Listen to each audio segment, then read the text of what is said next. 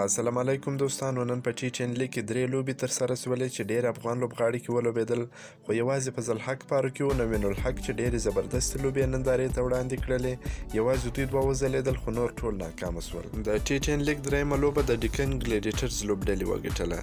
د ټي ټین په دریمه لوبه کې سمیع الله شنواري په یو اور کې 18 منډې ورکړلې او محمد شهزاد بیا یوازې 4 منډې جوړې کړلې او لوبه د ډیکن ګلیډیټرز لوبډلې وګټل. د لسورزه لیګ په څلورمه لوبه کې د نوین الحق لوبډلې بریا خپله کړه. د ټي ټین په څلورمه لوبه کې یوازې نوین الحق ولوبېدی چې لوبډلې یې دویمه بریا خپله کړل. دا لوبه د نارترین وریروسا او ټیم ابيزوبي لوبډلو ترمنځ ترسره سول چې ابيزوبي لوبډلې بریا خپله کړل. نوین الحق په دوه اورونو کې 20 منډې ورکړلې، دوې مهمې ویکټې واخیستلې چې یقینا ډېره زبردسته په زړه پورې توپچونه یې ترسره کړل.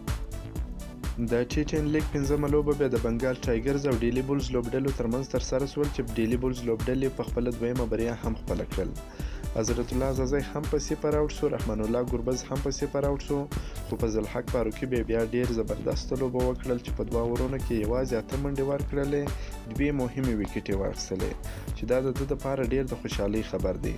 په دې هیله چې د افغانستان کرکټ بورډ په راتلونکي سیریز کې چې د افغانستان او د زمبابوې ترمنځ ټاکل شوی دی، په دې کې دته پوره چانس ورکول سي چې دی خپل استعداد حالت هم ښکار. فضل حق فاروقي نن ثابته کړل چې دی په خپله وړتیا راغلی دی او په خپله وړتیا سره لوبیږي، دی وړتیا لري.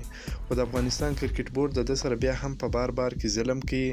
د نن د پاپ ډوپلیسي او د انډر پلیچر ویکټ اخیستې دي چې دا دواړه کوچني لوبغاړي نه دي، دا دواړه یو ډېر زبردسته بیټسمینان دي، خو د فضل حق فاروقي ښکار سوله. فضل حق فاروقي چې هر څونه یې صفت وکړو هغه لږ دی. باید په راتلونکي په ده باندې ډېر کار وسي او دی په ملي لوبډله کې شامل سي.